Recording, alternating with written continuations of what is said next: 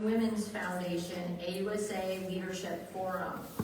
Our theme today is thriving beyond the uniform and how we can thrive both in and out of uniform. Today's discussions would not be possible without our sponsors, the PenFed Foundation, Caliber, Floor, the Pritzker Military Museum and Library, Stantec, the Windsor Group, Thundercat Technology, Geico, Visory Health, the Korea Defense Veterans Association, and the Flag and General Officer Network.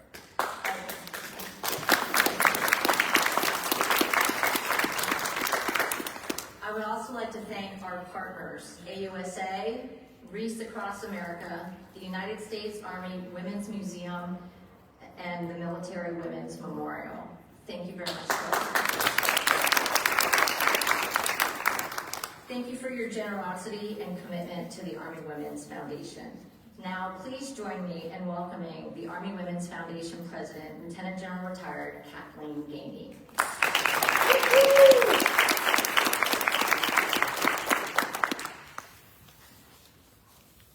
Good afternoon. What an exciting day. It's an incredible honor to be here with so many people, extraordinary leaders, innovators, and trailblazers. They represent the best of our Army and of our fellow services. And a special welcome for our Marine Corps participants. So can I get a oh? Oh. Now, can I get a hoorah? Hoorah! All right. On behalf of the Women's Foundation, thank you for joining us to continue to advance this conversation of what it means to thrive beyond the uniform. The Army's Women's Foundation exists to honor, connect, and ensure that these women can go beyond, that they have all the resources that they need to excel. Today's forum recognizes that thriving beyond the uniform isn't just transitioning to the civilian life. It's transitioning even in the military. It's transitioning all beyond to every phase in your life. And we hope to give you those tools that you need to succeed. When we empower one veteran, we empower a whole network. When we empower you all attending here, there's nothing you can't do. You will thrive, you will support each other, and you will go beyond your dreams. Just believe in yourself. We will continue to be here at the Army Women's Foundation to support all women and all service members as we all transition through the military. And it's our job to help take care of each other and through these times where we know each other needs advice, help, and just to stand strong. Let me turn over this opportunity to our MC, Colonel Kathy Turner.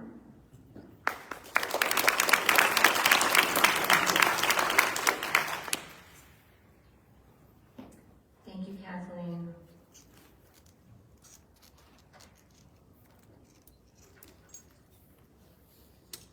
Okay, everyone. Hopefully I don't mess this up because Angie will be very upset with me. So we're going to do a test run of our survey questions. So I ask you to take your cards out. I need you to shoot the QR code with your cameras. And it's going to take you to our landing page. So I ask that you take a few seconds to answer the 2 questions that are up on the screen. When you hear thriving beyond the uniform, what word comes to mind? And it's going to generate a word cloud.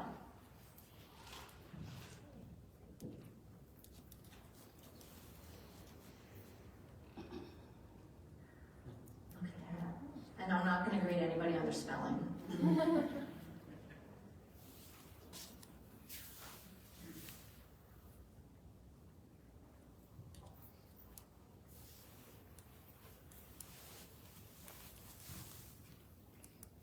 Okay, and the ones that are bigger and in bold are the ones that more people are putting into the system. So I think this is great. This just shows everybody's going to have a different viewpoint about what thriving beyond the uniform means, and this will help to feed the conversation over the next couple of hours. Okay, all right, so let's go to the next survey question. What do you think is the hardest challenge of transitioning careers? That was quick. Oh, look at that, real time. Woo. I mean, if we're looking at it, everybody wants to find a purpose. What's their meaning in life, both in and out of uniform? And again, we're really going to get at the heart of those questions and the answers that are popping up on this screen. Thank you, everybody, for getting into the technology age with us. We appreciate you. All right. So I think without further ado, we're going to get after our fireside chat with the incredible Sue Fulton, class of '80, West Point. Wonderful, fantastic woman extraordinaire who's ignoring me on her own phone. Sue, it's time to start the fireside chat.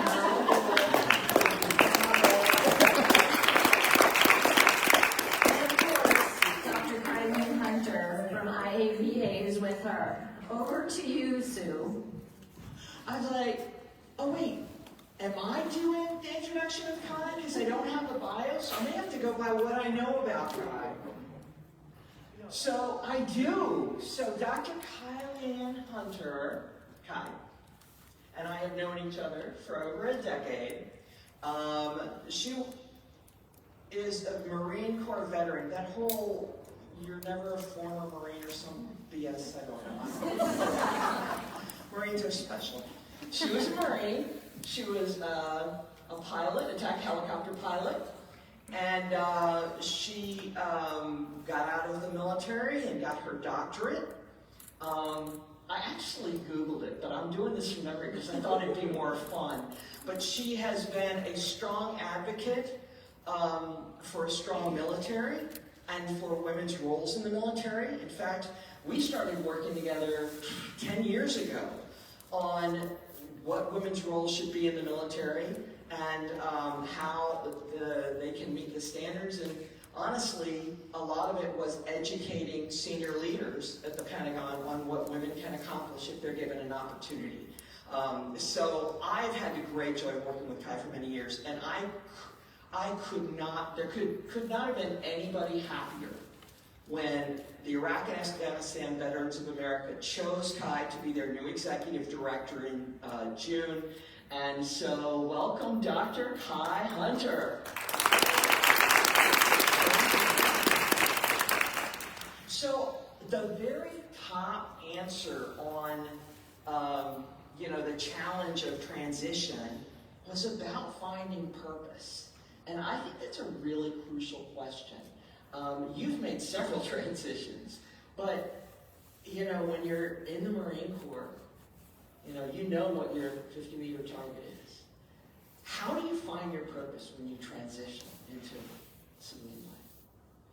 So I thought it was really interesting how much purpose really came to be, which to me says that those of us who have worn the uniform, we want purpose again. We're not just looking for a job to have a job for the sake of having a job. And like people who put the uniform on have more than a job, and we know that. And so for me, finding purpose is really about three things, and having three things be in alignment. One is the focus of what your work is. For me, that is around military and veterans advocacy, which is work that we've been doing for a long time. It really is around giving voice to the most vulnerable, and that became really crystallized for me, both in terms of coming up through the Cobra community where I didn't have women as role models, and often women who were more senior, and this is probably an experience many people in this room have had, women who were more senior were often sometimes some of the worst to those that were more junior. The fact that it was miserable for me, so it has to be miserable for you. And myself and the very small handful of us who went through the initial sort of Cobra training together, we were like, well, that's never going to be us, right? We are going to make it easier, right? That whole lifting someone up behind you. But then also when I was on the Hill in the Office of Legislative Affairs for the Marine Corps while we were doing the Don't Ask, Don't Tell repeal, the notion of having very strong advocate voices for those that have been forced to have their voice silenced for so long is something that I became incredibly passionate about. That's actually why I went back to grad school on the piece. So number one is finding that thing that you're really passionate about? What is it? And it's not necessarily something related to military or veterans for everybody, right? I have seen people transition and become super passionate about animal welfare and like run animal rescues, and that's what finds like driving and purpose. Or law, there's some amazing attorneys who I know have transitioned, but finding that Building thing, a space shuttle. building the space shuttle, yeah. We talked about that, yeah, building the space shuttle, right? Like that thing that you just gets you excited. The next is the way in which you do the work, right? So one is what the substance is, two is the way in which you do the work. Because if we want to say building the space shuttle, right, there are multiple different ways you can build a space shuttle. You can be an engineer who designs it. You can be a wrench turner who actually like is in there physically building it. You can be QA, right? All of these things matter in how you do the work. And if I look at myself in the advocacy space as well, there's people who are amazingly fierce advocates who thrive and live on, you know, personal stories. Like for me, it was advocacy through evidence and data, and really the fact that the rigor and data give voice to the voiceless, and that's why I went and got a doctorate. Not to have a whole wall of citations and articles published, but to be able to bring evidence to bear in terms of actually doing the advocacy work. And then three... And I love that. I think evidence and data are going to make a comeback. I'm cheering for it. I'm really cheering for data and evidence right now. We need data and evidence to come back. Like every day I sit there and I'm like, you can do it, buddies. I'm here for you. You know, and third is the sort of seat that you hold within organizations or within spaces for this. You know, and that really has to align. For me, I knew I had to be somewhere where I was front and center in the advocacy space. That is aligned with me much more. I've got incredibly dear and close friends who want to be doing other sorts of work within the advocacy space, wanting to be behind the scenes or behind the camera, and so it is fine. I think it's okay to know that, you know, my passion is leadership and I want to be in the lead, and it's also okay to know that I'm just a really terrific staffer and I can crush that, and all of those jobs are equally important. 100%. So I think it is to find that purpose. It is what's the substance, what are the methods, and what is the role. And when you can align those three, you do have that purpose, and it feels that purpose. And I think if any one of those three, if I think back to the other jobs that I've had, and when things have started to feel not right, it's because one of those three is out of alignment. So have you had that experience where you were in a job that, like, on paper you were like, this is me, and then... Yeah, I've had a few of them, both in the advocacy space. Name names. No, don't do that. But, you know, I've had executive jobs in other advocacy organizations where data and evidence weren't as important. It was more about how people felt. And that really drove me to go away. And I've been in incredibly respected data and research and analysis jobs where advocacy got shoved on the back burner, and like we were told to not use our voice despite the fact that we had answers. Looking at a friend and colleague who has the very same experience here, you know, and so it was like with those things being out of alignment that it was unfulfilling and it was time to go. Yeah, and sometimes it's hard to do that. It's hard to listen to yourself. It is hard, and I think it's also coming out of the military. So often we do the jobs that we're told we are supposed to do for optical reasons, right? Do this job because it'll look good for your next promotion. Do this job because you need to hit this box to hit your next, whatever your next wicket and promotion is. And I think I've had a lot of those jobs on papers that I've left voluntarily, and people have been like, why would you ever leave? That's like the pinnacle of like what you should want to be doing. And there is some freedom in the space of being able to say, yeah, but it doesn't work for me. Yeah. Well, there was another answer there, and it was something that I didn't realize how important it was going to be for me, which is, how do you find your people? You know, how do you find, the community in the military is something that I know I took for granted as a young person. And, I mean, to be fair, that has remained my community over the years. I got out of the military in 1986, but, you know... You never really got out of the military. You know, in my heart. But you never got out. Yeah, I mean, I was gay. They were going to get me. They were going to find me. I still am gay. I don't mean to say it that way. But yeah, how do you find that community? How do you find your people? is, I think, one of the most difficult things to do when you leave, because often, in the military context, we've all been this, right? Whenever we move, whenever we go somewhere else, we have almost like a natural built-in friend network that's there, whether we like them or not. There are like forced friends, right? But they're there. There's always people around, and you're also typically like really busy, right? Doing what it is, and so you're kind of fine with that. And all of a sudden, you're sort of dumped and dropped out into the cold when you're out. And I first want to acknowledge that it can be very difficult. I'll say, like, for myself, when I went and started a doctoral program, it was really hard for me to find my people because I had a completely different experience from them. I was like a decade older than anybody else at most. I had just been coming off of like huge rotations of back-to-back deployments, and it was a completely foreign experience, right? So I was dumped in here, and I'm like, well, how am I going to make friends here?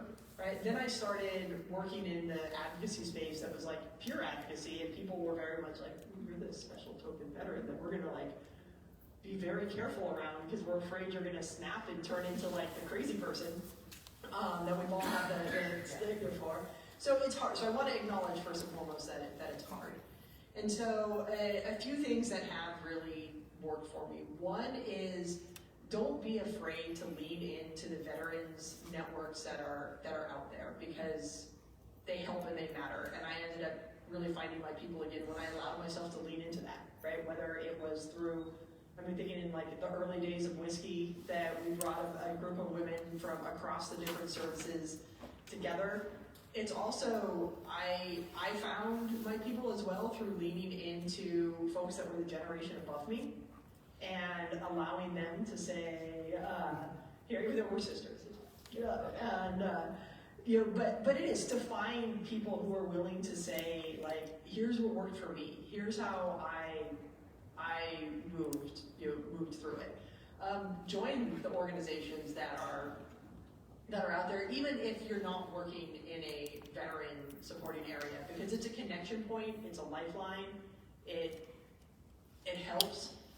One thing that I also have found is that often, for good, bad, or other, veterans are looked at in their community and almost venerated, right? Seen as like, oh, well, you're the pinnacle of being a leader or leadership in some way, shape, or form. And that can feel very lonely. It can feel very lonely when you're like, wait, I'm just another person who's here doing the thing. I'm nothing special necessarily, right? So having those connective tissue points, and it's gotten easier, I think, in the digital age to stay connected, even if it's through LinkedIn groups or single groups or WhatsApp groups. Like, finding those people that you can stay connected to through organizations like this is incredibly, incredibly important. Well, organizations like this and Army Women's Foundation, as well as IAVA, apply to be part of our cavalry and come hang out with DC with us. Great. Well, and IAVA, look, I'm not the first person to say it. It's the premier organization of post 9/11 veterans. And I know, our conversation when you took this role, that, veterans are your constituency. But by the same token, people who are serving now, future veterans, if you will, are also your constituency. Yes, and we need to know. Yeah, and talk about that, and talk about, because I know that was a concern of yours, that you weren't supporting those, that IAVA could do a better job supporting in the military as well as not. I'm sorry. Yeah, well, no. So when I think about the veteran, right, it's clearly when you take the uniform off and you start dressing like this, people are like, oh yes, you're a veteran. But for our active duty counterparts, yes, future veterans of America, if you want to say, you're an incredibly, incredibly important part of our organization for three big reasons. One is, it is very hard when you're wearing the uniform to self-advocate, so we need to be your voice. And to do that, we want to hear from you what you need, what the needs are, what actually are the needs. And IAVA was born out of that. It was born out of actually reflecting the need. It was veterans advocating for the needs of active duty service members because they can't advocate for themselves. And so we're very, very committed to that. Number two is that what happens to everybody when they're wearing the uniform directly impacts who we are when we take it off. That has everything to do for health and well-being when you were in there, right? So like, what sort of injuries you sustain, whether they are physical, emotional, spiritual injuries that you sustain impact what needs to happen as a veteran. And so there isn't like, we should all want the best well-being and treatment for our folks in uniform so that when we take the uniform off, we can continue to thrive, right, is one of the words that came up quite a bit here. And then finally, if we really think about the military and national security broadly writ large, the military is becoming more and more a family business, right? The majority of people joining the military today have a family member who's in the military. And that's how, these are the influencers. And I think right now, when we are in a very polarized climate right now, it's becoming harder and harder for people who are in to say, yeah, this is something I want my kid to do, or something I want my niece or nephew to do. And we need to change that, right? We need to ensure that our military stays strong, apolitical, and recruits the best and brightest to keep our country strong. Yeah. So a couple of things you said there. Another part of thriving, well, you talked about injury, right? And let's face it, veterans, the chances are that you're coming out with some level of injury, whether it's physical or mental. And I know you've had some challenges. And do you have any tips for folks of, like, okay, as a civilian, long out of uniform, but dealing with challenges, whether they came from the military, but what are some ways you deal with health challenges so that you can continue to thrive and that challenge doesn't become the center of your life? Yeah. So the first piece is going to sound cliche, I feel like, in every veteran's face that you say, which is like, it's not weakness to get the help that you need, right? We all so you want to talk about your own? Oh yeah. I'm totally, yeah. So I've had 3 cancers that are all service connected that I have been through, which is that I'm on the other side again. On this one, the most recent one, I get to have like really fun pictures of myself taken like multiple times a year now to see if there's any more that's in there. So I've been through, and my first cancer was actually what ended my military career at the time, because they decided that post-cancer I couldn't fly helicopters anymore, despite the fact that, I'm not quite sure how internal organs let me fly a helicopter, but it's neither here nor there. I'm on the other side of it all now. And so I think first of all, like, it's facing health challenges is difficult and scary, and another thing that's isolating and alone. But I think it's important that everyone recognizes that the jobs that we do in the military do physically change us in ways that few civilians will ever know, right? And a lot of those aren't seen or visible. Some are, some aren't. And it's difficult to want to admit that you are sick or that you need help, and like the way in which people that approach you. Like, I remember my second cancer going through, it wasn't the actual treatment or going through chemo or radiation that was the problem. It was that, like, oh my God, is everyone just going to think I'm the cancer girl now? Is everything else that I have done going to be erased because now I'm the one that everyone's going to treat with kid gloves because you can tell that I'm very, very sick, right? And that's something that is really, really difficult, I think, for any of us who have worn the uniform to try to accept, right? To accept the fact that we need physical help to get through something. And, I think the advice for getting through it, again, find a thing that you're passionate about that you can do while you were there that takes your mind off of it. That's actually when I started like embroidering and crocheting, and I make a whole bunch of like little crocheted animals now from it. So I'm like, oh, here's a thing I can accomplish, right? Like, it's done, it's a completed task, and like I may have like 7 more chemo treatments left in me, but look, I made a little teddy bear, and it worked. It's something that makes you happy, right? So find that passion through it. Recognize that just because these things are happening to you, they aren't you.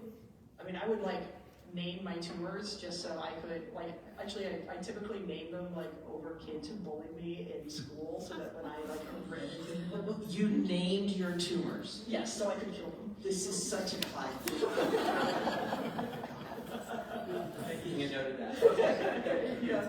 But so then I can complete, right? The action is complete. So then it's also not me, right? If I name it something else, then it's not me. It's not like Kai is sick. It is, this thing, invader is here that we are getting rid of. It's also like, maybe it's a very Marine thing of me, of like, closing with and destroying the cancer inside of my body that we have, right? But it is, right? There has to be a way to detach yourself from it, so you are not it anymore, right? It is a part of you, but not all of you, right? And there's a piece of a lot of this that, like, we all kind of have to get over ourselves in some ways, of every time, we spent however long we were in uniform having to put on a strong face. And I think women in particular, every time something would go wrong, would be like, oh, see, this is why women shouldn't do the thing, right? This is why women shouldn't be here.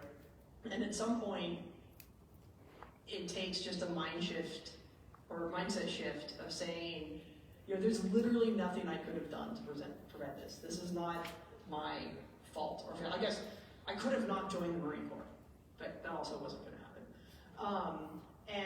And so that shift of now part of the contract that I signed was ensuring that I get the care that I need, and that's coming out the other end of it. And it's not easy. And I think it often gets, and especially in veteran spaces, gets told like, oh, just it's the care you deserve. But I think it's also recognizing that it's not easy to say that I deserve this. And I think every single one of us too, when I look at it, was like, well, I'm still like, I'm going to be okay. Like, I know I'm going to be fine, and I know I can be able to get a job again. Does somebody else deserve this more than me? And that's where I think we also need to sometimes get out of our own way to get the help that we need. Yeah, at VA we heard it all the time. Somebody else needs it more than me. And, Dennis McDonough said it, he said it once, he said it 1,000 times. We're here to give veterans the care and benefits that they earned and so richly deserve. It's like it's earned. I'm going to ask one more quick question, and then we're going to go to the audience. So, does everybody remember how to submit an audience question? Mm-hmm. Okay. Because I don't. I think I was on my phone. You were. I can read the questions. I know how to do that. I got a personal tutorial on that. No, I want to ask you one thing. What's your one favorite thing about this job at IAVA? One. You have to pick one. Pick one. One. She's an academic. This is impossible for her. Literally, she wants to say three. I want to say she three. She wants to say three. I have to say three. One. I want one. Let's go. So I really think it is watching our cavalry and fellows come through and the cavalry. So our cavalry, so we used to have a program called Storm the Hill, and we had to change its name because we don't storm hills anymore. There's a little bad connotation with storming the hill at this point in time. So we now have the cavalry, we send in the cavalry, and it like pains me to use an army term to talk about this. I'm loving it. So our cavalry is a group of veterans, and we have had active duty cavalry members, so like you have to take leave to do it, but you definitely can come join us, who go through training, so go through media training, policy training, legislative training, to really learn how to turn your lived experiences into stories that amplify the data to help us get policy across. Because I can go stand there and get screamed at by members of Congress, which is a thing that happens if people have watched me testify. It's really fun to get yelled at by grown adults, but neither here nor there, right? But how we actually move the ball is by real people connecting the dots on these stories that amplify why we need policy change to happen. And why I think this is one of the best parts of the job is that not only does it actually advance the ball and move policy and lead to really important policy and legislative change, but watching people who, when we are in uniform, we are told to be uniform all the time, right? That's literally like the term, right? We are told not to be individuals. We are told to be part of a collective, right? We are told to blend in as much as you can.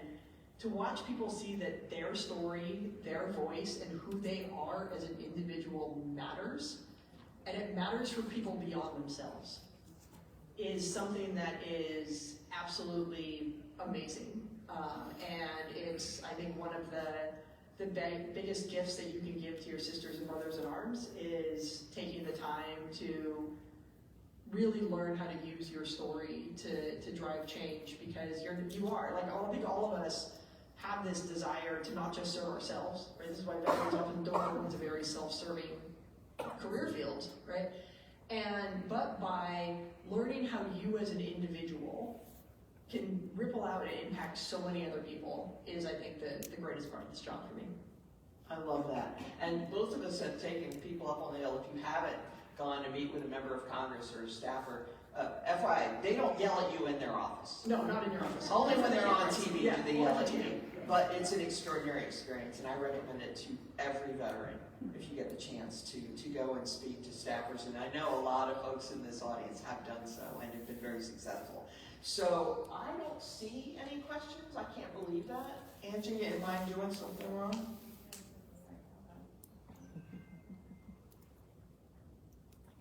There's like a ton of. There's a character limit that makes it hard. Look now, look now. Your Q&A is ready.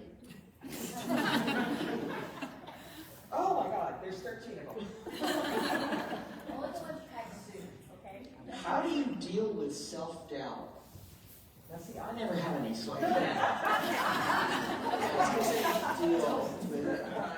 So, I was actually talking to my little sister about this recently, because I have a niece who's 14, which is the worst. I mean, 14-year-old girls are just, yeah, hard. And so we were having a conversation about imposter syndrome, self-doubt, where things are. One, I think, is like, just knowing what you've done to get here. I think everyone here's already done more than 99% of the people around, right? So that should knock off any sort of self-doubt that you have. Which is true, right? I mean, like, and honestly own that and believe it. And again, these are like numbers and statistics that get thrown around a lot, and we're used to hearing them. But like, really internalize that.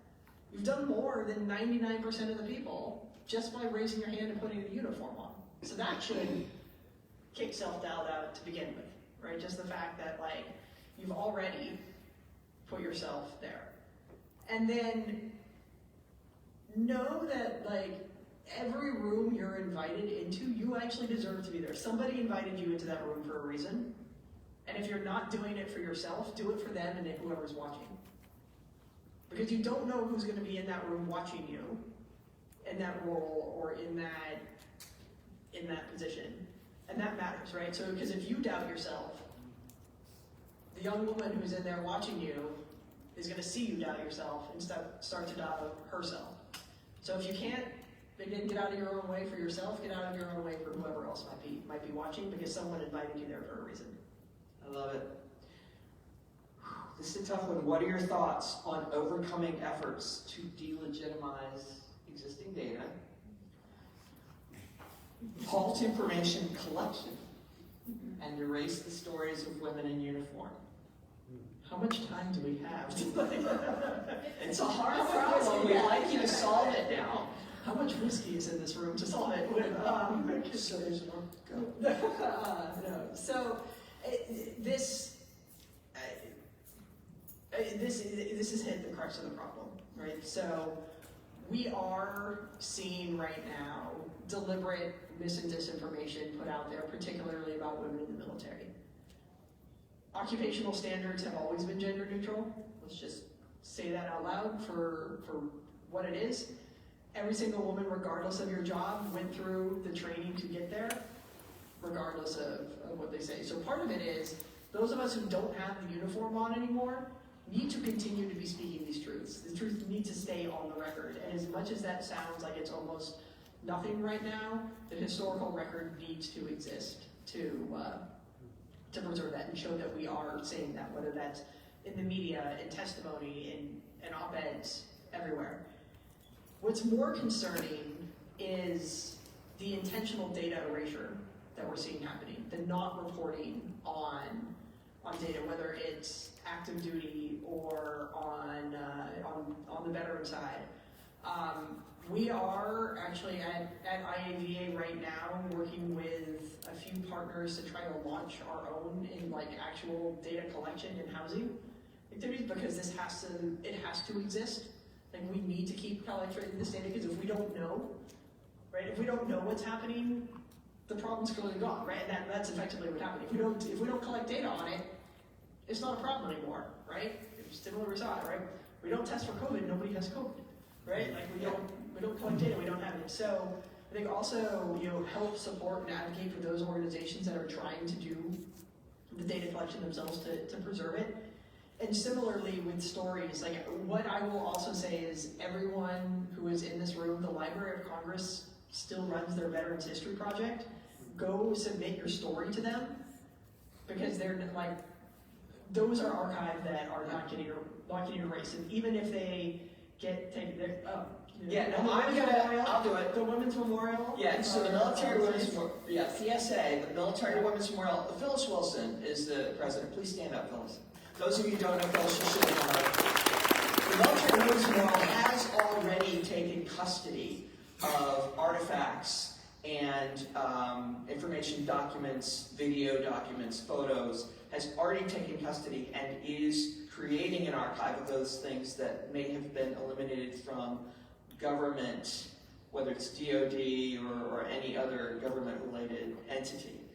So Army Women's Foundation is working in partnership with Military Women's Memorial, but and it doesn't just have to be women's history, but they have papers that weren't able to be published, right? So it goes deep. So that's definitely a resource, and please use them.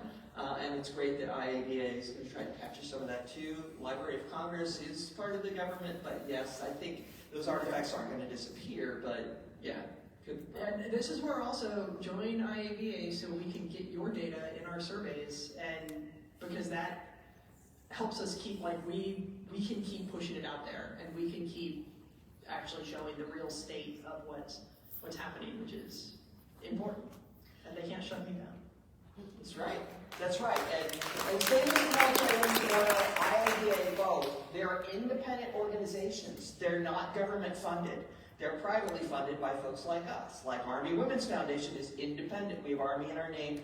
So find those independent organizations that aren't subject to the military, to the government pulling funding, and support us. I have a tough one here, but I figure the tough ones are the good ones for you, because you're me. Are the supports, our support networks like VA, is VA going to take care of our service-connected issues? You have a crystal ball? Yeah, let me pull out my crystal ball to look at this. So VA exists to support us. I'll say that is first and foremost, that VA exists to support every single person in this room. That is what they are there to do.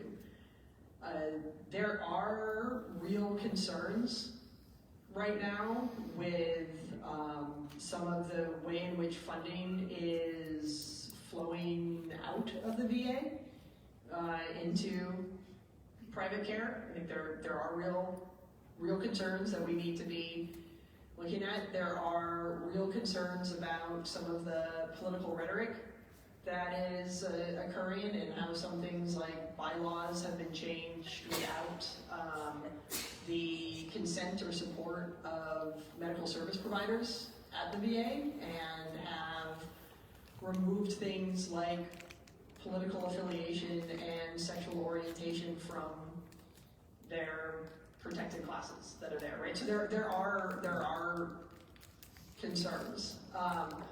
I will also say, though, that the individuals who work at the VA are still some of the most dedicated, especially the service providers that are there, and people working in the benefits departments, and people who are doing the career VA employees are some of the most dedicated public servants I've ever met in my life.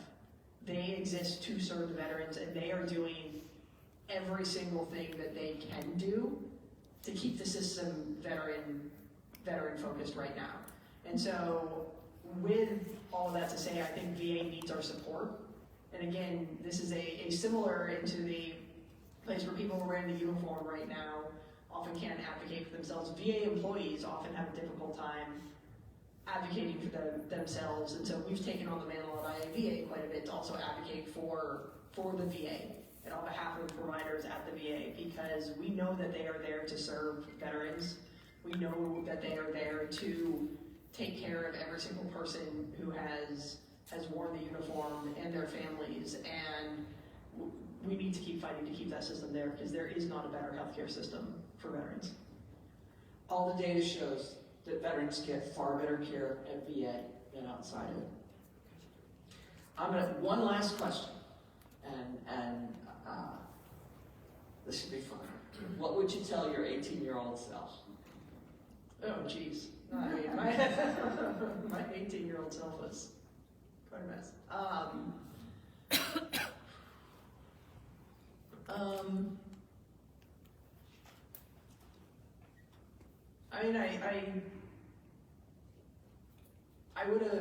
probably would have told her that she is going to end up going and fighting wars and just be prepared for that, because that's not a thing that I actually thought would ever happen in my lifetime when I was 18. And it was the 90s. Like, it was like the beautiful, peaceful days of the 90s when everything was great, right? So I think it would be that this is something that's going to happen, and it's going to shape the trajectory of your life, and not to be put off or afraid of it. Outstanding. Let's give a big thank you to Dr. Hunter.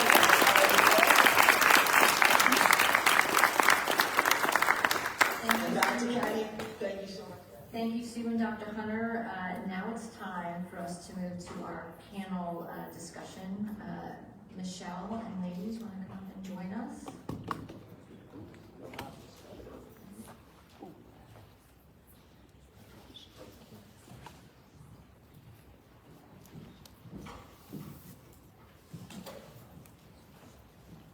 Okay, as the panel is getting set up, I do want to just give another round of applause for Dr.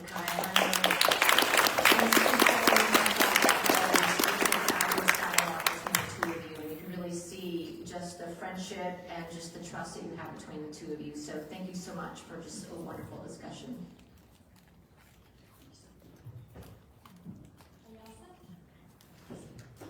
Well, and I also want to say thanks to Sue and Kai for that moving and important discussion.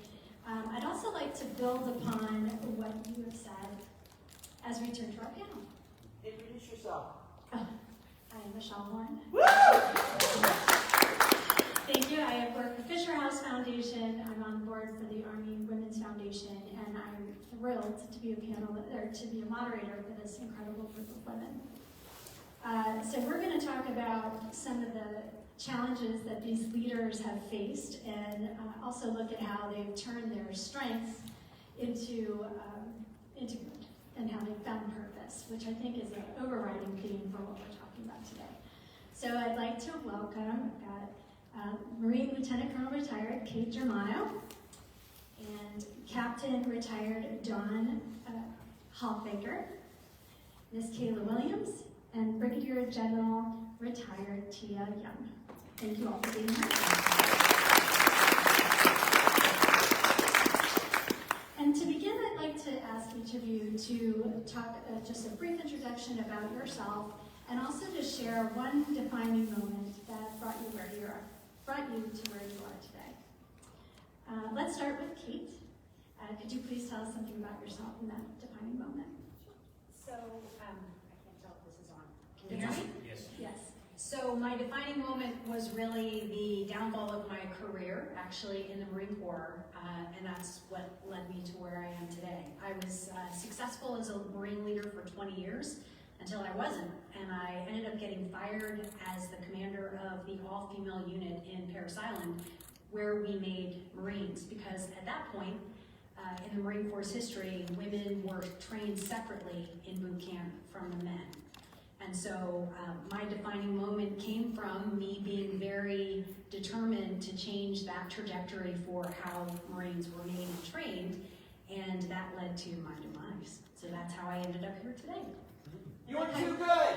I like how you have an intriguing way of bringing us into that. All right, so Dawn, can you tell us if there's a moment that stands out for you? Sure, yeah. Again, It's on. It's on. Well, thanks for having me. So just quick, by way of background, I went into the military in 2001, into the Army. I graduated from West Point shortly before 9/11, and went in as a military police officer and did a little bit of training out of Fort Leonard Wood when 9/11, and that's where I was when 9/11 happened. And so it's a pretty big overnight shift, as I'm sure we all remember where we were, what we were doing, and how it changed our lives. That's not my moment, that is a big one.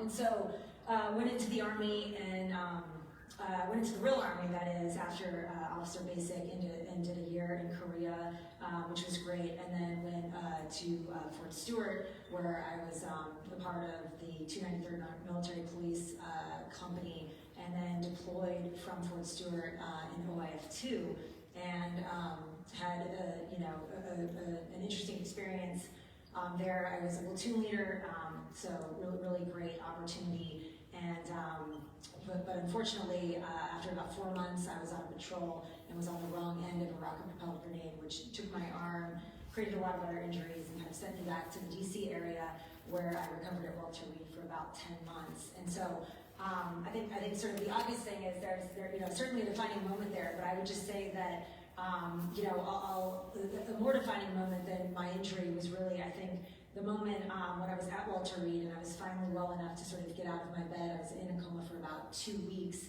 and woke up, realized I had lost my arm, and then went down to what they call the physical therapy clinic with the other wounded warriors, and I sort of, thought my life was over, thought, my career was certainly over, and, was feeling pretty sorry for myself. But I had the opportunity to sort of witness the strength of some of the other warriors, and that was really, I think, the turning point in my life. Was not really my injury, but was when I realized that I had agency over my future. And I think a lot of us, who are thinking about transitioning or are transitioning, that is a pretty big turning point for a lot of us, and we do have agency. And so I look forward to further discussion. But I think that's my moment when I saw the other warriors, amputees, folks that lost their sight, folks that had traumatic injuries, burns, and I thought, wow, I'm lucky, and I have an opportunity to do what they're doing, which is moving on with my life. So. Thank you. I think that, taking charge and being able to, find that focus is very admirable. Thank you for sharing that. Kayla, how about you? What moment took you in the direction that led you to where you are today?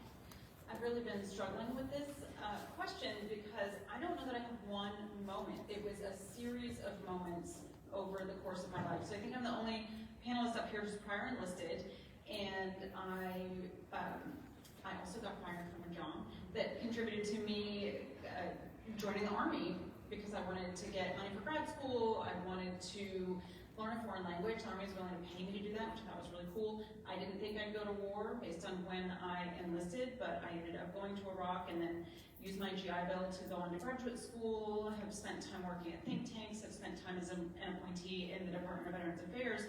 But if I were to go back and say what one thing really drove me towards a path of public service, it would be growing up poor. I was on food stamps as a kid. I got free and reduced price lunches in high school, and I was acutely aware that our country had invested in me, and I wanted to give something back to our country. I wanted to serve others in a way that could be meaningful and give my life purpose, and I've always wanted to be part of something bigger than myself, knowing that I benefited from everybody else contributing to my life.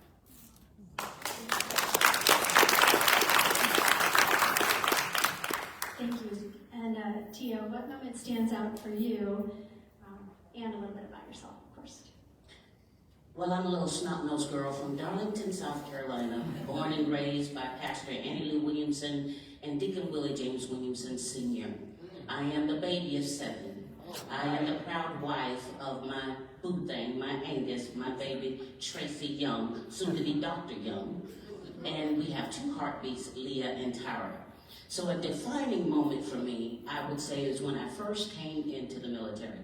I call it my base of rappel tower moment, because I was literally standing at the base of a rappel tower when a senior leader who was supposed to mentor, coach, teach, and guide me gave me some information that changed the trajectory of my career in that moment. How many of you remember Sesame Street, one of those things that don't look like the other? I was that thing. Because my drill sergeants wanted to make sure they had the only female out of the entire brigade that was an officer, so I wasn't going to embarrass them. So they made sure I knew my stuff.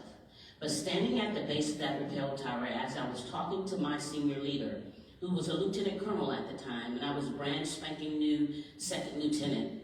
And as I gave my report, shared with them what we were doing in the training, our conversation went into longevity in the military. So I'm expecting that he's going to give me some tips and nuggets that's going to change my life for the better, because he's supposed to mentor, teach, and guide me. Well, that was the opposite. He told me in that moment that I had no right to be in the military, that he was going to do everything that he could do to ensure that I did not make it to the next level. So what does a little snot-nosed girl from Darlington, South Carolina do in that moment? I said, I was in a state of festivity. But I had the fortitude to look him in the eye and say to him, sir, I'll be here when you retire. So Sergeant First Class Bobby D. Harris, my training NCO, told me, ma'am, are you going to sit in your office all day and cry, or are you going to figure out strategy? And he helped me learn how to play racquetball. Long story short, I got to know the whys. Pillow talk is a crazy thing. And I was promoted to first lieutenant. But I learned out of that moment to be persistent, to persevere through challenges. And the biggest thing was having patience with the process as I learned through that particular experience. So I was able to stand flat-footed, grab my shoulders back, put my hand out after I saluted, and tell him thank him for his service. So if you could fast forward today, he was a lieutenant colonel. I don't think I did too bad as a retired brigadier general.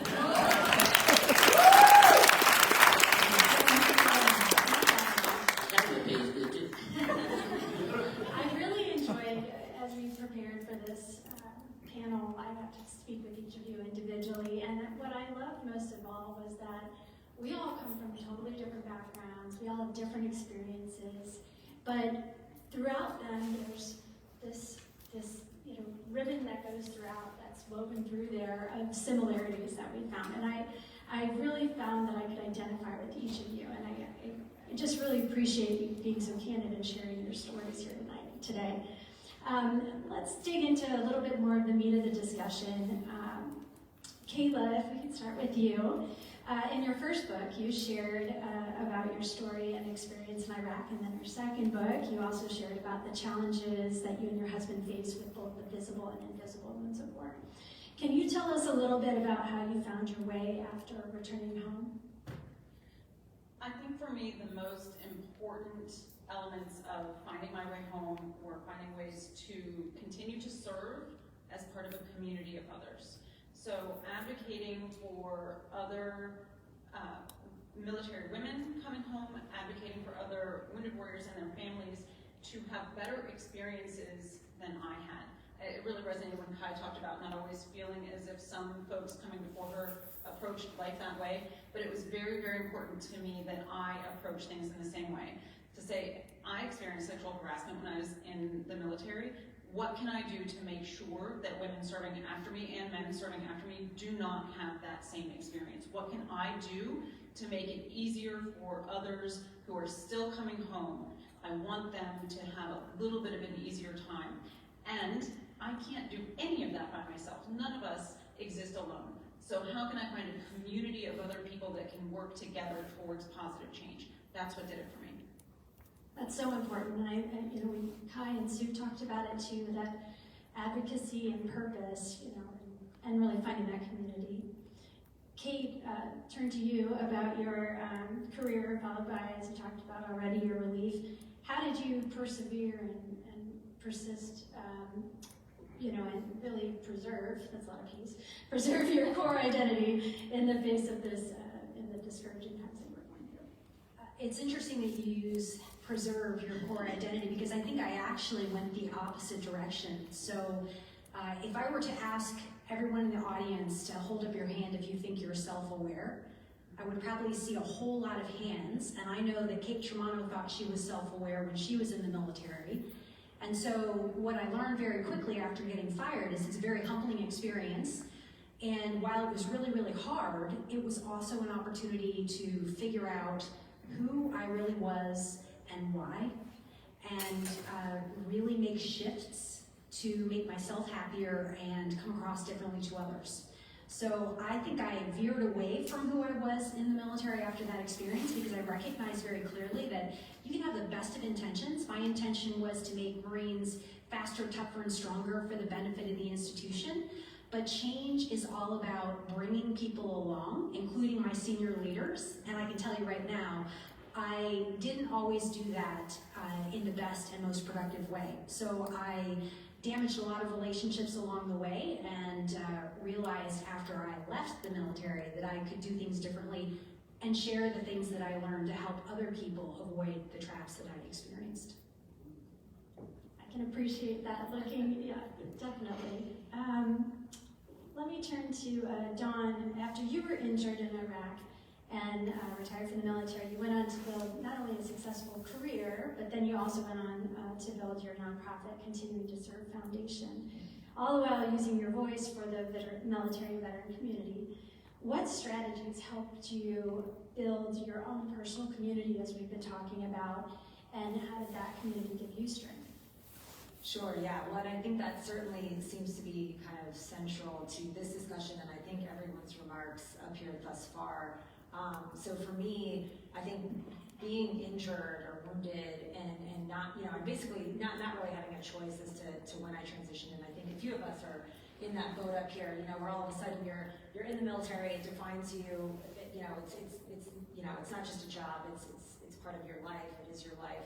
And then all of a sudden for that to be sort of severed outside of your control is very daunting. And so I think for me, initially community was a bit of a means of survival. It was all of a sudden feeling like, okay, well, yeah, I've lost my arm, I've lost my career, but it was really the loss that I was grieving was really more community, and thinking that now that I'm taking off the uniform and beyond the uniform, does that mean all this stops? And I think and obviously I think we're all here, so the answer is no, right? But it's really about, well, then how do you sort of build that in a new way, in a different way, or continue to build it? And I think the thing for me is it really, it kind of came about authentically. I know that as I was transitioning out, obviously a lot of the folks I was surrounded by were wounded warriors or advocacy groups that were supporting and helping wounded warriors, IAVA being one of those, along with several others. And those were the people I sort of gravitated to and started to realize how much purpose, well, first of all, how much importance, but also how much purpose I got from thinking about how I could leverage my experience, not just my injury, but my military experience, and hopefully make it better for others, right? And so I think I sort of became part of this community that was trying to figure out how do we make things better? And that's sort of a large spectrum, especially as we were seeing increased numbers of wounded service members coming back, initially from Iraq and Afghanistan, and then how do we need to sort of, I think, retool some of these institutions to better serve our warriors? And so I sort of fell into the business side of that. I had an opportunity to start a company, or I took the opportunity to start a company. I had a lot of great advice and great people around me, a lot of former service members who had made that transition into business and said, hey, yeah, this can be better. And so it was really, then that became, sort of my mission, my community, my purpose.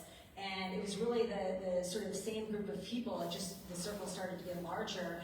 And that really became my new community, but there were these really strong ties back to the military and, back to those I had served with. And then, beyond that, new folks who were very interested in figuring out, how we can solve some of these problems I think that our veterans were facing as they transitioned out and were under, sort of severe, conditions around, physical and mental wounds. And so that kind of became my community. And so I think as I think about those that are transitioning out now, or moving beyond the uniform in some capacity, it's like you take the uniform off, but you're never really beyond it, right? And I think that authentically building community and figuring out, what drives you, what purpose you have, and again, that's that agency you have, and being able to kind of leverage those around you to seek out opportunities and figure out, and I think Kai really did a great job of sort of breaking it down, like where do you fit, where do you gravitate to, and figuring out, how do you find something you love, and how do you find these opportunities, and then how do you make money doing it? I got very lucky in that regard. I got to build a company and just, sort of right time, right place with a lot of really good people around me, and then had a successful exit. And then I think now have an opportunity, as you pointed out, where everything's sort of come full circle. And now my passion, it sort of, I left the military, and that was a little scary. I transitioned out of my business when I sold it, and that was also very scary because I thought it was another one of these moments of like sort of taking off the uniform. And then now I get to be involved in a lot of, continued advocacy, but also nonprofit groups around, folks that, veterans who may be interested in starting their own businesses and figuring out how I can be helpful to them. And so that's given me sort of a new purpose that's a lot more fun and slightly less stressful than what I was doing before. And certainly very rewarding when I get to see other veterans, have opportunities, take those opportunities and turn their ideas into success. So. I love that. When we talk about community, sometimes it's just stepping up and saying, hey, how can I get involved? How can I help? And then it snowballs and you're moderating the panel. So that happens. But it really is, the more that you offer to get involved, the more that you stand up and say, what can I do? How can I be involved? I think that your community just grows and grows. And it's just even getting to meet all of you and get to know you over the past couple of weeks has been part of building my own community, so I appreciate that. And I kind of want to turn it a little bit for you, Tia, with my question. You had a remarkable career, and you raised your family, and you created your leadership coaching business. In your book, Dare to Lead Differently, you talk about the importance of your daughters throughout. And one of the things I wanted to ask you about is how did you integrate your career, your family, and personal well-being into a balanced role? How did you keep that together? Well, truth and transparency at the beginning, I did not. I did it very poorly because my focus was on checking the next block. What do I need to do? Where do I need to go? I'll give you an example. I was at Fort Benning as a battalion commander. I was there for 2 years, sending people to war. And family expected for me to come home. Tracy and the girls were in DC because we had decided wherever we stopped, they started high school, they would finish high school. Mom and dad would have to go, whatever, but we were committed to giving them that. So Tracy had the 2 girls and a dog. We should have got some stock in Walmart for tissue. But anyway, my thing with the family was I was gone for 2 years. And then Tracy gets a call. Hey, babe, how are you doing? I'm coming home in June, but I'm leaving in August because I volunteered to go to war because I can't internally send people to war and not go myself. Think about that for a moment. Family members have sat in that for years and continue today to make those sacrifices. So if it wasn't for Tracy spotting me, being that spotter for me, taking care of the girls, taking care of the family, then there would be no BG Young. So that balance, but I paid a price for it, right? And I think we all understand we pay prices for decisions that we make. Because when I came back from Afghanistan, I would remember being in the kitchen one day, and Tracy and the girls were laughing. They were having great conversations, and I wanted to laugh. But think about like on TV where you're standing here at the end of the counter and the movie scene just stretches out, right? And it seems so far away. And that's how I felt. I had to reacclimate myself to the family. I would tell my girls what I say, do what I say. Why? Because I said it. And because I'm mom. And Tracy had to help me reacclimate by saying, now, babe, you are a consultant. You're still mom. You'll always be mom, but they have grown beyond where you were. So now recommend information for them to consider. Have you thought about this? So my daughter and I had to go to counseling. The family, Tracy and I, went to counseling just to be able to reconnect and recommunicate. And back to finding yourself, that self-awareness, where I thought I was all self-aware. I ain't no jack. But I will tell you, by going through that, I was able then to come back and really understand what my soldiers were going through. Because I wore a good face at work. I was happy-go-lucky and cheerful, but inside I was dying. I was hurting. So it made me be able to humanize, to have those conversations with them, with soldiers, but also building strength back with my family. So when I got ready to get promoted or go for a promotion, my daughter, Tyra, at the age of 17, when I thought I was going to make it, I didn't. So I was like, what the shediggity? Why didn't I get promoted? I did everything. I checked every block. I said, so I'm going to retire. And she wrote me a letter at 17, and it's in my book, where she told me, Mom, I don't know what the Lord is doing. I don't know why you didn't make it this time. I don't know why it wasn't your season. But we have sacrificed. We have given up a lot. So you can't retire yet. Do it one more time for us, if not for yourself. So now the running joke is, she's the reason why I'm a BG.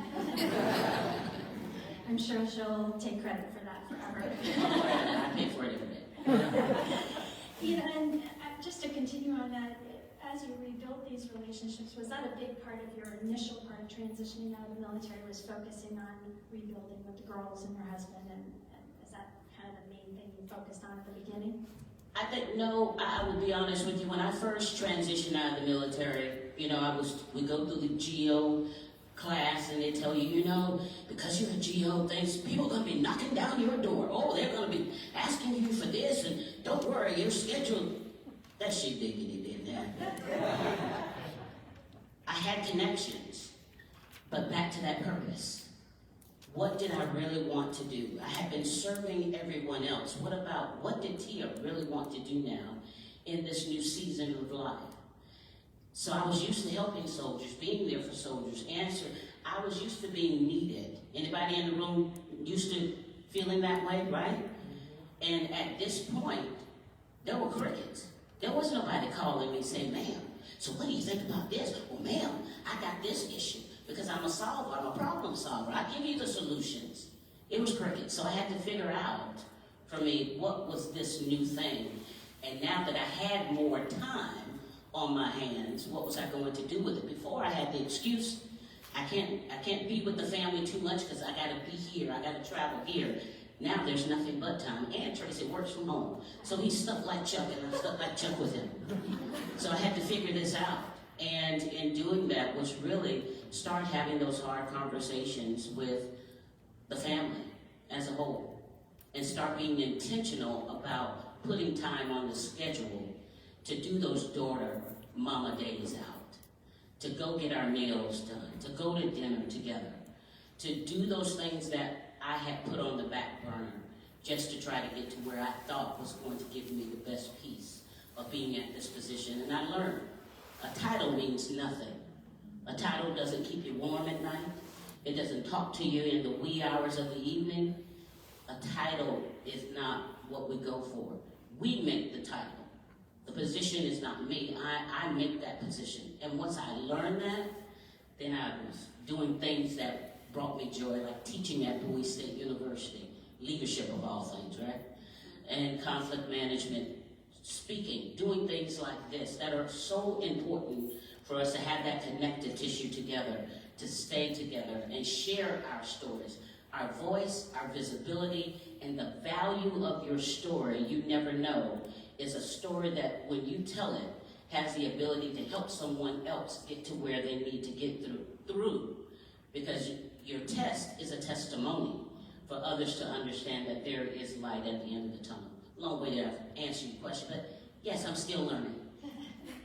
Yeah, and you know, I think the continuous learning and continuous, digging deep and figuring out where where you want to be, and it's just gonna, it keeps changing, doesn't it? It never really stops. Kayla, you know, kind of coming out of the military, you and I talked a little bit about some of the skills that you take from you with the military. Can you talk to that a little bit of what's important that you take with you, and maybe what you don't get to take with you? Some of the things that I think are most important that I took away from the military are the ability to do what the military calls backwards planning. Civilians just call planning, but they don't know how to do it. I think that is a very important skill that we can all bring to civilian workforces. The ability to prioritize, I think, is incredibly important. I've had a lot of bosses who act like everything is their top priority. Nobody can function that way. You have to be able to say, like, this is your number one priority, and tick through things. Perspective, that is something incredibly important that I took away from my military service. A deadline is a deadline. If nobody is shooting at me, it is still a good day. Understanding what is truly important in life, understanding that family is incredibly important, and that, you know, when I'm in a leadership position, that I want my people to be able to go and spend time with their families and then come back recharged, and for me that being, you know, a real priority, and having that perspective about long-term what's important. Those things I took from the military, and I think are really important. I am still to this day glad that I know beyond a shadow of doubt, because I've been through it, that if I see someone bleeding, I know what to do, and I know I'm not going to faint, right? Like, knowing that is a big deal. Knowing that you can stay calm in a crisis, that matters. And not everyone has that. But there are also things that I think do not carry over from the military. It's not just general officers that are told, like, oh, you're a veteran, everybody's going to want to hire you, it's going to be easy for you, it's going to be great. There are, one of the things that I find interesting from a research perspective, this concept of underemployment. So there's been a lot of investment in making sure that veterans have good employment opportunities, and we are more likely to be employed. We have lower unemployment rates than non-veterans. And so then the discussion shifted. It's like, oh, well, but there's this big underemployment problem. And on surveys, veterans self-report feeling underemployed. And I'm like, well, I get that, because, well, a lot of recently transitioned veterans are in their 20s, and I think everybody feels underemployed in their 20s. Like, for sure I can do more than you're letting me do. You're just not taking advantage of me. I'm so amazing. Why won't you let me be in charge? Because you don't know anything. Like, when you're in your 20s, you don't know what you don't know. And a lot of the leadership skills that we get in the military are not transferable to the civilian sector. When you're in charge and you have the entire uniform code of military justice at your back, and you can order someone to do anything you want them to within law, that does not transfer to the civilian sector, where you need to get buy-in, not just from the people below you, but also the people above you. When you need to get consensus, when you need to encourage collaboration, when you need to incite people to give you their ideas and not just tell you what they think you want to hear. It is not the same type of leadership. And so if you believe that you should be able to walk from the military into a senior position in the civilian sector, and that you are owed that because you have leadership skills, that is not true. And if people are telling you that, they are not giving you good advice. You need to learn how to operate in a new organization, learn the norms and standards of that organization, learn how to get buy-in, consensus, learn how to collaborate with others. And I'm not meaning to sound rude, but I definitely, when I first got out of the military, misunderstood a lot of things about working in the civilian sector. And it took a while for me to kind of readjust and adapt to how to work in a different setting, where I couldn't just order someone to do something and expect it to be done, because if they didn't, I could punish them. I like to tack on to that. I think it's really, to your point as well, is understanding your leadership currency. You know, just like the stock exchange, it ebbs and it flows, right? And your leadership currency is your ability to impact and influence an organization for the greater good. And as leaders, whether you're in uniform or out of uniform, is learning how to acclimate and be that atmosphere changer you need to be for the particular organization you're in. So the skills that we bring to bear being able to communicate, but learning how to pivot that communication from an order to a conversation. All of those key factors are, I think the skill sets that we bring are extremely important, but it's also being able to mold and massage those for the audience in which you're in front of, and the people that you're leading. Yeah, absolutely. I mean, sometimes it comes down to just the way we speak, and speaking in regular civilian English versus military English makes a big difference when you're communicating with people. So, Kate, I wanted to ask you, you've done a lot of fascinating things as you transition out, including your move to live out, out by the Appalachian Trail. How have you, I'm assuming that's part of your self-discovery and learning, how are some ways that you really looked inward? Well, I mean, lucky for me, I had to look inward because I was at a point where I had to start asking myself hard questions. So I think first and foremost, in the Marine Corps, we talk a really, really big game about leadership. And we always say the importance of, we stress the importance of knowing yourself and educating yourself to try to correct any deficiencies that might exist. So know yourself and seek self-improvement. We don't always follow that, and so the beauty of getting fired in such a public way, like getting in the New York Times kind of way, which is never, ever the way you want to end any career, much less in the military, that put me on a path where I felt like I was free to actually examine myself and how I had contributed to my demise. The bottom line is that, again, you can have the best of intentions, but if you don't think through how you impact the people around you when you communicate those intentions, you're going to sabotage yourself. So going back to school, going to Georgetown, studying executive leadership, getting into the neuroscience and the brain science of leadership and communication, understanding different communication styles and behavioral styles in the workplace. It turns out that Kate Germano isn't the only person who struggled with relationship management. It's actually quite common in all of the workplace, no matter what kind of job you have. So that actually gave me more fuel. I wanted to learn how I could translate my experiences into helping other people do better. And so really understanding that we're all multifaceted and understanding that some things are not gender specific and they're not gender related, but they might have to do with your communication style, really helped me put things in perspective and understand the big picture. That's great. And Dawn, I wanted to ask you too, with Continue to Serve Foundation, how does your foundation help people as they transition out of the military? Can you share a little bit about it? Sure, yeah. So, interestingly enough, my foundation it's a family foundation, and so what is I think cool about that is that we have an opportunity to really work with a lot of other organizations, and so we've heard I think the words like connectedness, connective tissue, community as we've been up here, and so I think that's what I am enjoying the most about the opportunity that I have is obviously we've sort of funded the foundation and been able to then figure out, okay, as veterans are looking to transition, if entrepreneurship is something they're interested in, or if they've already transitioned and decided, hey, self-employment might be a route for me, whether it's like I want to start a food truck or, I have a barber shop. I actually got to mentor a female Marine for you Marines out there who runs 3 barber shops, and there's no bigger, more intense form of combat than that.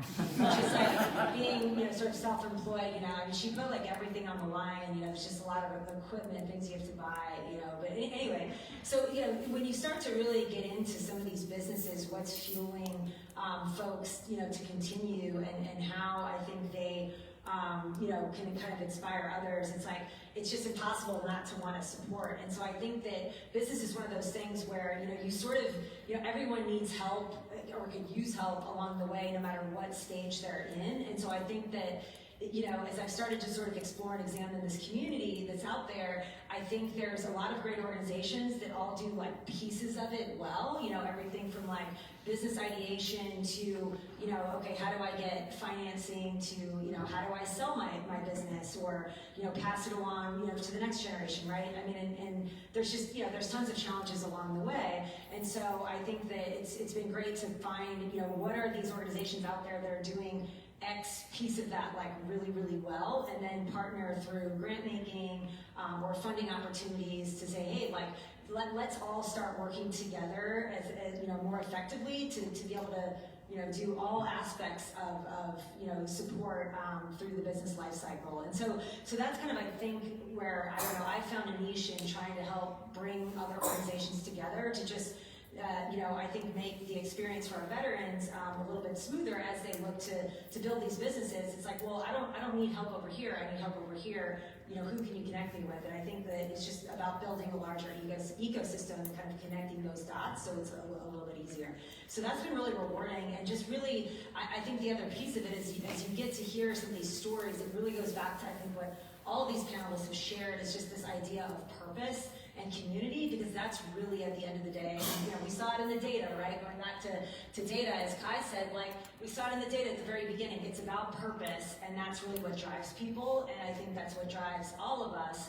And so, you know, if you find purpose in entrepreneurship, great, but, you know, there's a lot of other, you know, obviously ways to transition and careers and things like that to pursue, but it's really, you know, about being authentic and figuring out, you know, kind of where you see yourself and where you fit. But you know, my organization's out there trying to support along with several others. So I always appreciate connections with other groups that are in the veteran entrepreneur space. So thank you. You know, so like I said, I work for Fisher House Foundation, and one of the things our boss, Ken Fisher, often says is that it takes everybody from the different nonprofits, different organizations coming together to help our military and veteran community. It's not that no one organization can do it all. It takes us all working together. We see that today with Women's Foundation, you know, the Army Women's Foundation, the Women's Memorial, you know, everybody coming together and really trying to help our veteran community and build it and make it stronger, which is so important. Another word that was up on the board was success. And, you know, you mentioned a couple times about you know, you had success with your businesses, you know, across the board here. But I think that success goes beyond, you know, and I think that purpose and really digging deep and finding who you are, whether it's with your family, whether it's with your business, whether it's with advocacy, it really takes all of those parts to find that success. All right, so I am now going to transition over to the Slido as well. Let's see if I can have as much luck as Sue did. If you haven't already. That's what I didn't do. Be careful, okay. I was afraid I was erasing questions when I was watching it and you were going, so I'm gonna use caution here. All right. So let me see here. The first question I'll go with is, oh, this is, I don't know who to ask this one to. That's the problem with it. So we talked a little bit about it, but I think Dawn, you talked a little bit about this. Did you feel lost once you were out of the uniform, or did you kind of find that road pretty quickly? Yeah, no, that's a good question. I mean, I feel like it's like yes and no, right? I think, you know, I think that there were luckily people out there, organizations out there that like weren't gonna let me feel lost, and I think that's sort of where some of my inspiration comes from, you know, as I think about like, well, how can I continue to help or support? It's like, because that's what people did for me. And, you know, early on, I got linked up with an organization called Women Warrior Project. And that was sort of like my first foray into like, oh, like there's actually people out there that are trying to help. And a lot of the folks that I was connecting with were like retired Vietnam vets or you know, folks that had served in Vietnam and like had this like totally different experience than my generation had. And they were basically out there advocating because they did not want people to have, you know, service members to have to experience what they did. And so recognizing that and saying, wow, like, there's a lot of people out there like working hard, trying to make this experience better. And so I think that like I can honestly say from the moment I sort of like woke up right out of a coma and had people at my bedside and had Wounded Warrior at my bedside or folks from the VA or whomever saying, how can we help, how can we help? I think it really helped me sort of at least know that there were people out there that wanted me to succeed and were gonna help. I think that being able to then sort of, as I mentioned, this big turning point for me was when I actually was able to see, you know, some of the other Wounded Warriors at Walter Reed sort of going through their therapy and figuring out, you know, how are they each and every day rebuilding their lives or moving on with their lives to try to, you know, overcome whatever challenge they were facing, and to sort of see that and think about, wow, like, you know, I think that's what I have the opportunity to do, and you know, and I think that when I look at this panel and I look around the room, you know, you just continue to see people that are not just going to sit. I mean, I remember actually, I'll pick on Kayla here for a minute. Like, I mean, your book was one of the first books I read. Love My Wife More Than You, and it was the first time where I was like, wow, like someone's actually saying all the things, right? And so you can kind of like look around and have these opportunities to see people that are out there doing things that can then inspire you and show you, hey, like, you know, you can do it too. So I don't ever feel like, I felt like I was supported all the time. I feel like though, I did have to find it in me to want to move on and to be able to do the hard things to help me move on. And so, you know, I don't know, it's hard to say yes or no, but I think it's both. As I look through these questions, one of them that kind of continues throughout is talking about families, and you know, military families are near and dear to my heart, of course, as part of the Fisher House. But Kayla, I wanted to ask you a little bit, because you're in a, you know, dual military situation. You were in a dual military situation, and your husband dealt with a lot of traumatic brain injury. And how did you balance supporting him and moving your own way forward? And I say that it keeps going, right? It's not done. It's not an end, and you know, that happens. Go ahead. Compartmentalization. I think I'll also say this. My spouse sustained a penetrating traumatic brain injury in Iraq, and his recovery has been very challenging. And somebody had to be functional, and I was capable of being functional, and so I functioned.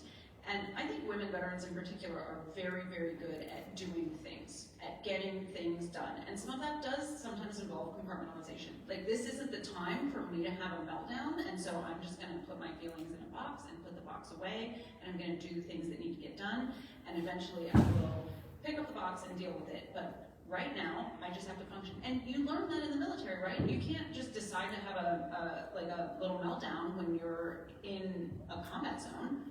Like, you don't get to quit your job and go home. You stay and you accomplish the mission. And so we learn that skill. And what I did not understand until earlier this year, my husband, very obviously, he got injured on a bus, and he doesn't like to ride buses. That's like classic PTSD symptom of avoidance. It makes total sense to us, right? Why would you want to get on something that triggers a memory of a traumatic event? I did not understand that avoidance can also look like working all the time so that you're too busy to feel your feelings. Turns out that can be a form of avoidance, and the little box eventually does want to open and come out, and you can do that on your time and terms, or it might just open itself. So let me just give a big shout out to therapy. Go to therapy. There are a lot of great organizations that will help you, including Wounded Warrior Project, and it's fine if you need to compartmentalize to get through the day because your family needs you, because your bills need to get paid, and your mortgage company does not care about your feelings. It is completely fine if you need to put your feelings aside to accomplish the mission, whatever the mission is in that moment, but don't put it off forever. Because I've talked to VA providers who have said that they've had folks in their 80s at end-of-life care who are just then talking about traumatic experiences that they had, that they hid from their families their entire lives. It doesn't mean they didn't have big, horrible feelings. It means they never shared them and they never dealt them and they never got relief. Get relief before you're 85.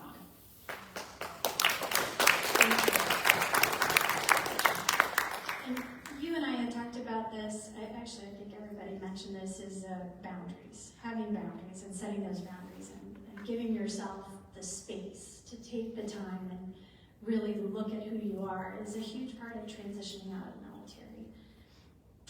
Let's see. There was a question, and I think there's it was about the National Guard, sorry, I'm like scanning through these. It was about Reserve and Guard women toggling between two cultures, the military and the civilian culture.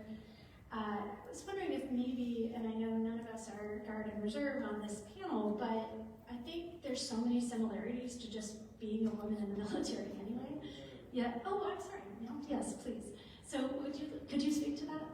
Well, I can speak to the part of seeing individuals that have served in the reserves, that the ability to have two things done simultaneously. I'm coming to work on the weekends, and I'm going back to my normal work job during the weekday. The expectation, or the leadership lid, if you will, is expected that I am still going to do X, Y, Z, because I raised my hand and said those 72 indelible words. But I also have to do my job that pays my bills, right? That, I would say the chameleon in that, right? Because you have to turn it on and turn it off, going into one or the other job. It shows the resiliency that not only women, but service members that are in the National Guard and the Army Reserve have. It shows their true compassion and passion for what they do.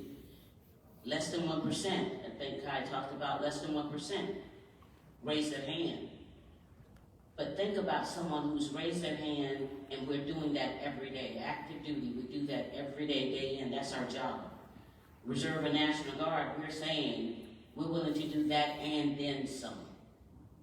So when it comes time to pay homage to women that are, you're looking for a strategic thinker, that's our Army and National Guard woman.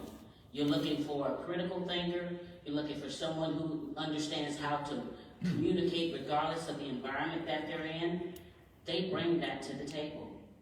But not only just women, the men that are serving as well, is being able to pay homage to them, to thank them for their willingness to not only do their day job, but do a weekend job to go back to their day job. I think they deserve a hand.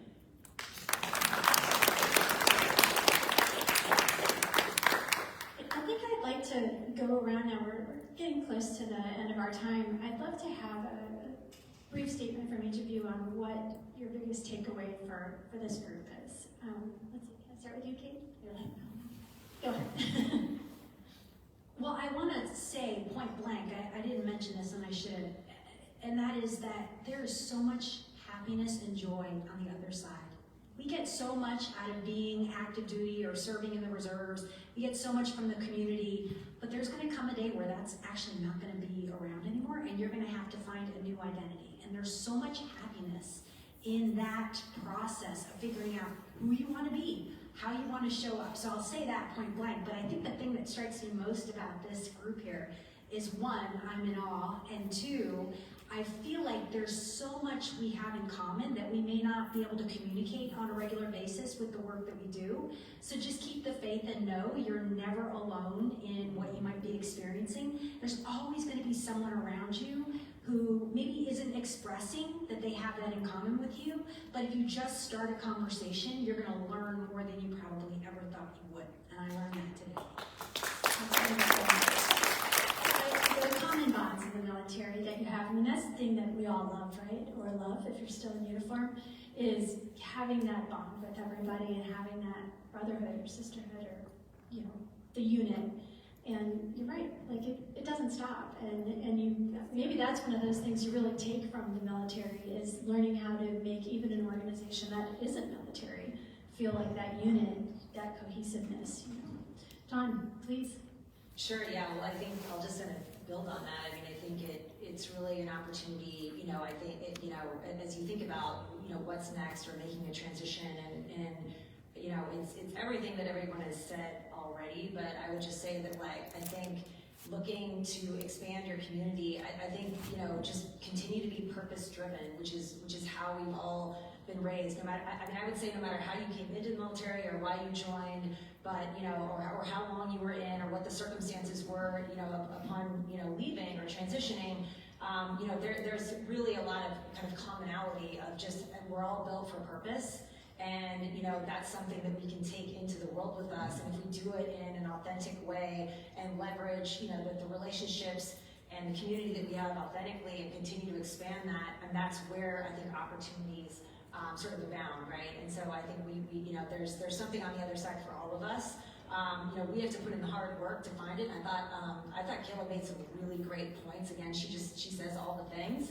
And is direct about it, and that's great advice, right? Like, no one's going to hand it to you, and it's really important that we figure out how to, take the skills and the leadership skills, take everything that we've learned, and sort of have the emotional intelligence. I think that came up as well, to sort of apply that in a new way to a new organization where you do not have UCMJ sort of backing you up to give orders and ensure that folks are following those. So totally different leading civilians. But nonetheless, still very rewarding. So anyway, I think that's my final takeaway. Absolutely, that's great. Tia, ma'am? I will tell you that I live by now that I've come a little bit more aware about who Tia is, right? And as I built my business, LT3 Leadership Solutions, where we focus on making better leaders through emotional intelligence, is that I look at things from being strategically focused, be intentional about the value you want to make or bring to an organization or to your life. And do I have enough information to make a decisive and informative decision? For those that are getting ready to transition, thinking about transitioning, what are you leaving on the table from the military through certifications, training, all of those things that can make you more marketable on the other side and help you meet your goals when you transition? Don't leave them on the table. Put a plan in place now to make sure that you start that process. But when you're getting ready to transition, look at what I call the SIT approach. What's your strategic focus? What's your purpose? What is it that you want to do? What makes you happy? If running PT and marathons make you happy, didn't do it for me, but if that's you, go for it. What is the value you want to bring? Because I wanted to make sure that I continue to bring value to society. And how I do that is by helping train leaders. I enjoy that. That's my passion and purpose, and that'll be on my headstone. Hint, hint, Tracy. And then, do I have enough information to make a decisive decision if I want to be an entrepreneur, if I want to go into business? What networks do I need to connect with to ensure that I can reach my goals? Those are things that I encourage you to start thinking about. I didn't think about those things prior to, but I guarantee you, after about a month or so, after the crickets were there, I began to think about those things and began to create my network and create a pathway for myself to be able to do what I love, and that is training leaders. So enjoy life. Don't be in a state of festivity all your life. Why? Because you deserve to be happy. You have given your all. You have shared your talents, skills, abilities, and knowledge. That transitions into civilian life. It's worth something there too. It's all about how you learn how to share that voice. So enjoy the ride.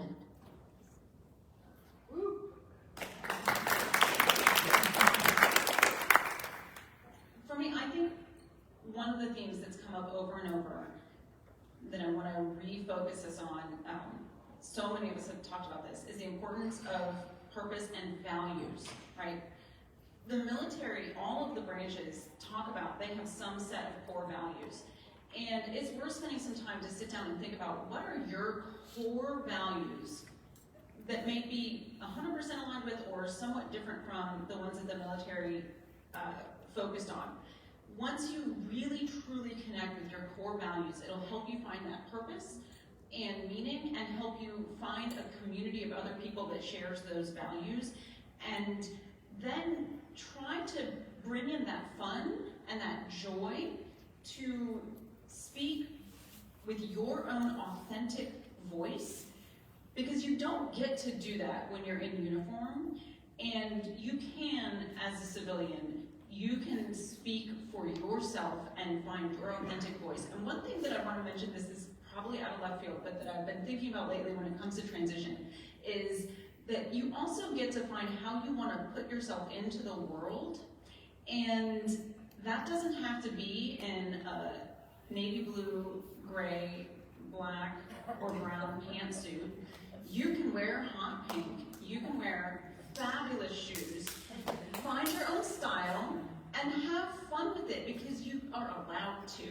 And that can be a way that you find a little bit of joy and show a little bit of your own personality in a way that is, like, it's totally temporary, right? I mean, I know I have tattoos, but like fashion is something that you can try on and shed and just have fun with it, because you do not have to conform the way that you did in the military. So experiment and have fun, and if you don't like it, then like, who cares? Give up and move on to something else. But just have some fun, find some joy in life. That is such a great piece of advice. I mean, it really, I remember when I first came out of the military, the first thing that I thought was like, my shoulders just relaxed, and I realized I could be myself, and I could do whatever I wanted. Like you said, I could. You can have fairy hair. What is it called? The little Fairy sparkly hair. things Yeah, you have in your fairy hair. hair. Yeah, you can do You it. got a nose, it's all kinds of things. Yeah. No, it is, and getting to find it's really about digging deep and figuring out who you are. And that's the great thing, is it's okay if that changes. You could be one person right up Nobody's to gonna yell at you for wearing the wrong color socks anymore. No, not at all. Well, a couple words that I wanted to point out: purpose, resilience, success, community, work-life balance, and family were all up on the monitor during our word bubble. And I think we touched upon all of those. So I wanted to say thank you all for your questions, and to all of you for your insights. And I hope that will help everyone out here thrive as you transition from the military, or you just transition to the next phase of life. It's important that transitioning is a lifelong process.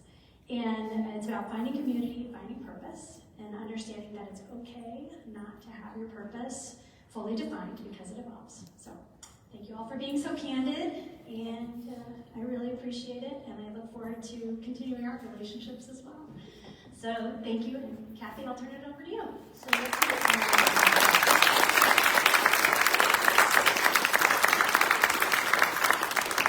So I know as I was taking notes, and I think I saw everybody doing that, and obviously we heard Sue like giving some whoops for some great feedback. I just want to say, just blown away by the two separate discussions and the thoughtful conversation about reflection, purpose, go out and have fun, and just find meaning when you take that uniform off. And you know, I retired a year ago, and I've known Michelle 20 years next year. Not this year, next year. And we've had these discussions, and the discussions about being a mom and work-life balance and how to interact, what do you do, or you're gonna find that job because you're a great PO, blah, blah, blah, you know. It is really hard, but you have really provided some just motivation, inspiration, and just wonderful, you know, conversation and paths for us to think about moving forward. So I just want to say thank you to each and every one of you for the discussions. So we're going to move on to the next phase of our amazing program, which is, on behalf of the Army Women's Foundation, we want to say thank you to the panelists. So we have a little gift for you. So I would ask our esteemed President Kathleen, Dr. Hunter, fabulous Sue, come back on stage. You, fabulous Sue. Sorry, like a doctor. The doctor. Okay, so, yeah, okay.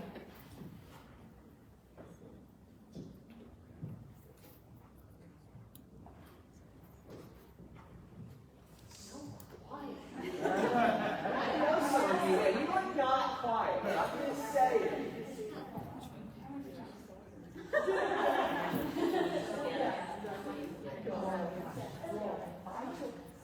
tumbled on the sidewalk on New York Avenue like 2 weeks ago, and I swear to God, I hit the ground in a proper PLF. I was scraped on the side of my knee and bruised on my head. Just, you know, it never goes away. Well, Dr. Hunter, thank you so very much. Thank you. Know that this is a small token, and we could not have pulled this off without this great audience. Thank you so much for you and your insight. I'm all about to do that tumble. Thank you so much. Thanks for having me.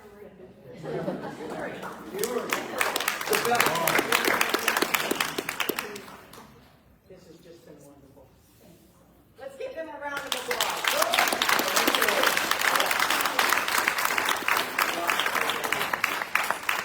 It's a little paperweight, but it's just a little memory. We just hope you enjoy it and think of us and think of this wonderful audience. Thank you all very much. So thank you. And so we could not have done this again without our sponsors. We're just going to put, so thanks again to our sponsors for helping us make this event happen, and also to our partners, for being part of this and supporting us with this endeavor. Okay, so we're going to do one last, I'm going to say we're going to scan our QR code because we're going to continue this journey. And we have one last question. How about you all go back to your seats?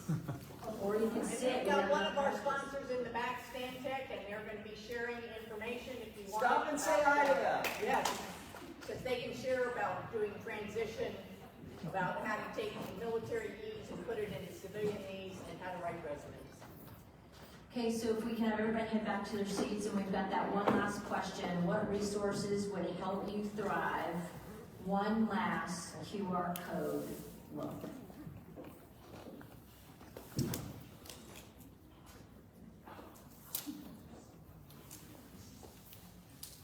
I have one resource here, my books, that if anyone would like it, as I step outside, I have 3.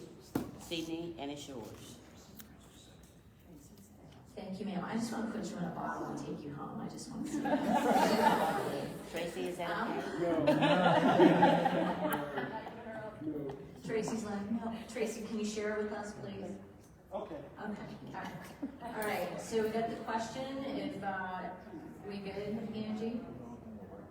Okay. Well, I'm gonna just keep it going here. Okay.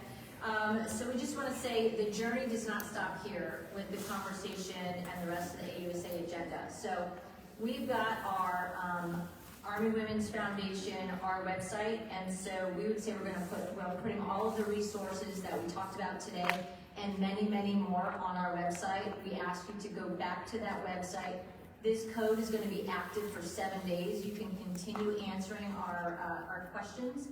But this is a resource. We want to continue the conversation, continuing talking about transition, finding purpose, and so we just want to continue this dialogue. So thank you everybody for coming today, and enjoy the rest of the AUSA. Thank you so much.